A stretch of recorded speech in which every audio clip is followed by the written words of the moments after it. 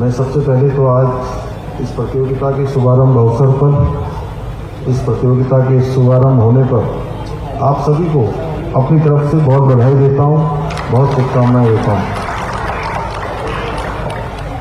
मैं बधाई देना चाहता हूँ कि आप आने वाले समय में जहाँ यहाँ पर बहुत ही अच्छा प्रदर्शन आप सबके द्वारा होगा, अपनी पूरी क्षमता के साथ आप सभी लोग यहाँ पर अपने दो दो हाथ करके दिखाएंगे और आगे आने वाली प्रतियोगिताओं में, जैसा कि अभी अलकनंदा जी बता रही थी कि इसके बाद सीधे सीधे राष्ट्रीय चैंपियनशिप में आप सब लोगों को भाग लेने का अवसर मिलेगा, उसके लिए भी मैं अपनी तरफ से बहुत शुभकामनाएं देता हूँ।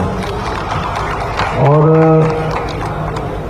एक बात बहुत अच्छी है कि इस समय हमारे बहुत सारे खिलाड़ी, बहुत सारे बच्चे, बहुत सारे क्षेत्रों में, खेल के अनेकों विधाओं में बहुत अच्छा प्रदर्शन कर रहे हैं और अपना प्रदर्शन करने के साथ साथ वो हमारे प्रदेश का भी नाम रोशन कर रहे हैं। इसके लिए भी मैं उनको बहुत उनका शुभकामनाएं और उनको बधाई देना चाहता हूँ कि आने वाले समय में वो और अच्छा प्रदर्शन करें।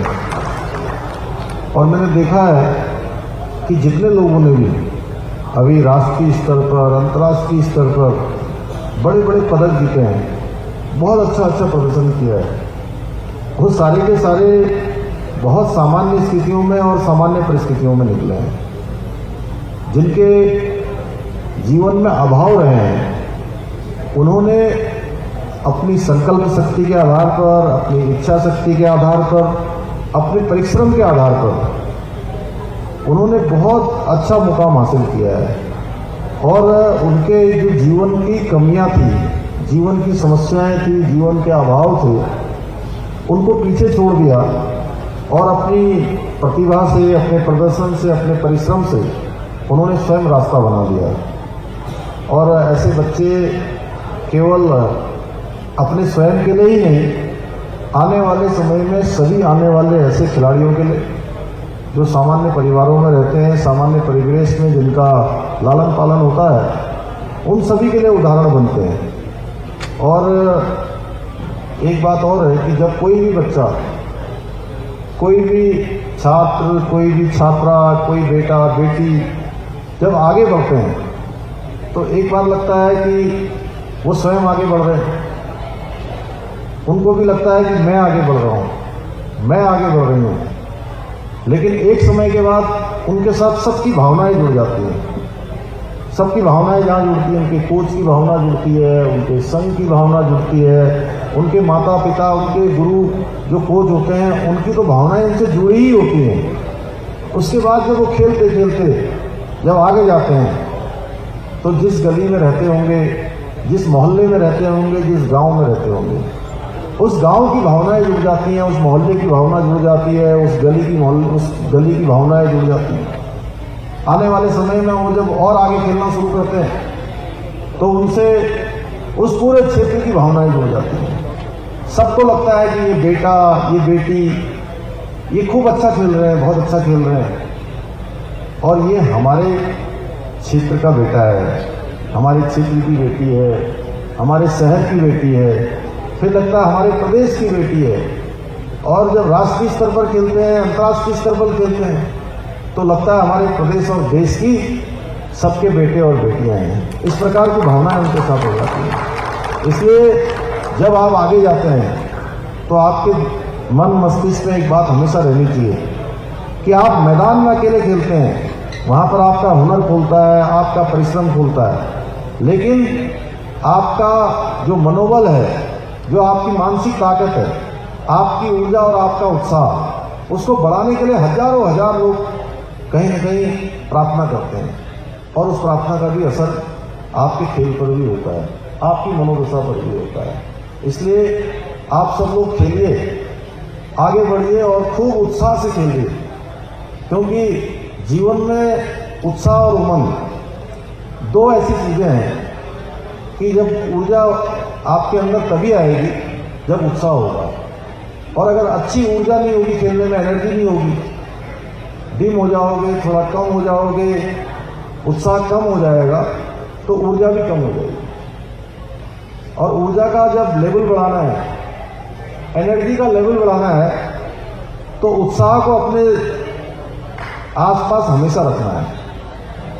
और आपने उत्साह अपने आसपास रख लिया, उमंग अपने आसपास रख ली, तो फिर कोई ताकत आपकी ऊर्जा में कमी नहीं कर सकती है। कोई ताकत आपको जीतने से रोक नहीं सकती है। कोई ताकत आपको आगे बढ़ने से नहीं रोक सकती है। और इसमें स्वयं को भी साधना है। आप लोग खिलाड़ी हैं, आपके कोच लोग आपको बता रहे हैं। अभी देखिए हमारे लक्ष्य सेन में इनके पिताजी यहाँ बैठे हैं और इनकी श्रीमती जी वो लक्ष्य के साथी हैं, वो लगातार ये भी कर रहे हैं। और ये भी हमको ध्यान में रखना चाहिए कि हम जब खेल रहे हैं, यही हमारा कैरियर है, यही हमारा पूरा आगे का जो है तय करने वाला है। तो हमारे पीछे सबकी भावनाएं जुड़ी होती हैं, माता पिता की भावना जुड़ी होती है, हमारे कोच जुड़े होते हैं, हमारे अन्य लोग जुड़े होते हैं, उसके साथ साथ समाज के लोगों की भी जुड़ी होती है। और मैं समझता हूँ कि इस क्षेत्र में हम लगातार तरक्की कर रहे हैं। जहाँ अभी कॉमनवेल्थ में हमको इतने पदक मिले हैं, विभिन्न क्षेत्रों में आज भारत जो है आगे बढ़ रहा है। और भारत के अंदर एक भावना ऐसी आई है देश के अंदर, कोई क्षेत्र हो, चाहे आज खेल का क्षेत्र हो या कोई अन्य क्षेत्र हो, हर क्षेत्रों में लगता है कि हम जो है अब लीडर के रूप में आगे बढ़ रहे हैं। क्योंकि हमारे अंदर जो है एक जो हमारा दब्बूपन था, जो एक पिछलग्गूपन था, वो अब दूर जा चुका है। अब नया भारत जो बना है, वो नया भारत ऐसा भारत है। हमने अभी आज़ादी का अमृत महोत्सव मनाया और आज़ादी के अमृत महोत्सव के बाद हम अमृत काल में प्रवेश कर गए हैं। यानी कि 2047 तक देश का अमृत काल चलने वाला है। और इस अमृत काल में हमने हर क्षेत्र में आगे बढ़ना है, हर क्षेत्र में नंबर 1 पर रहना है। अब ऐसा कीर्तिमान बनाना है जिसके लिए हम बहुत वर्षों से सोचते आए थे। एक भारत श्रेष्ठ भारत, दुनिया का नेतृत्व करने वाला भारत, दुनिया के आगे चलने वाला भारत, दुनिया को दिशा दिखाने वाला भारत, दुनिया को राह दिखाने वाला भारत, गौरवशाली भारत, समर्थ भारत, शक्तिशाली भारत। तो ऐसे भारत की कल्पना हम सब लोगों ने की है। उसमें खेलों की हमारी बहुत बड़ी भूमिका होने वाली है।